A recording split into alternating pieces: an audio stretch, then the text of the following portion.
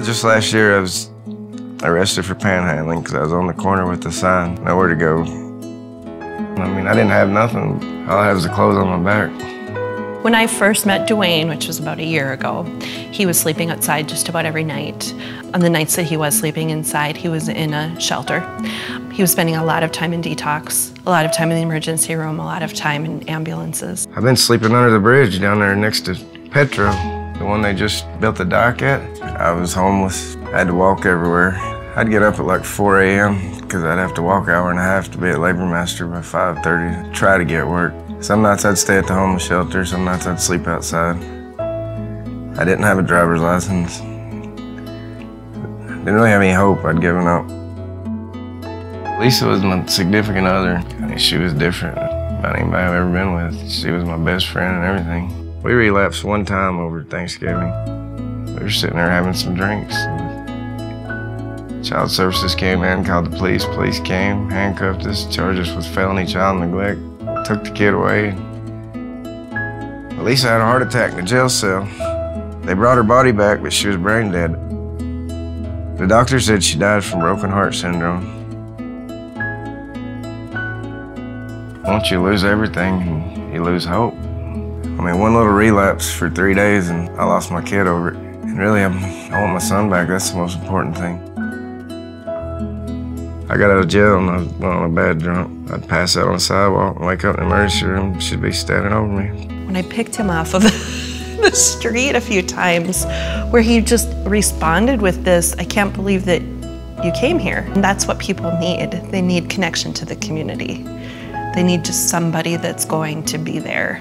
This program started about just over a year ago. It's a new philosophy in the community. Let's see why there is still this group of people that hasn't been successful in maintaining housing and try something different. He has a lot of goals. He decided that it was time for him to turn his life around. He wants to be able to make good money and support himself. And the problem with being homeless, you don't have nowhere to keep your stuff. So if you have anything you want, you've got to keep it with you at all times. So you're always dragging all this crap around. You go straight on the job site and oh, it's another one of them homeless people. I've heard other people say that homeless people don't work. So right off the bat, you're labeled as a sorry worker just because you don't want to lose your stuff.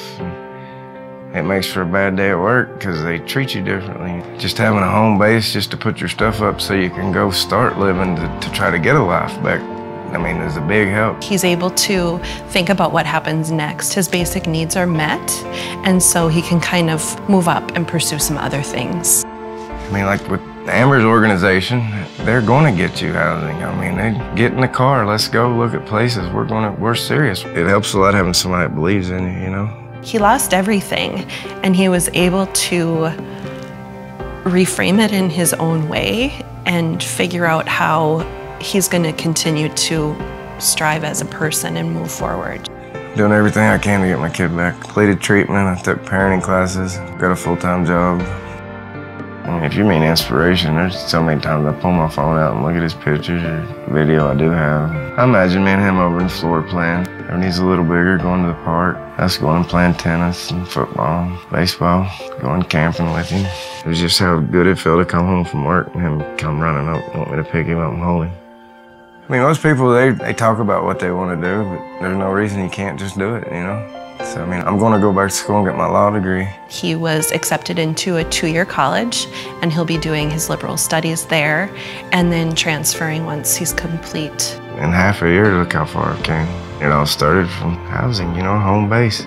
You don't think you'd ever have a place to live or a car or your license back, but once you got it, you're going to do everything you can do not to lose it. No way I'd go back to that. And on top of that, I have Amber. She's got my back.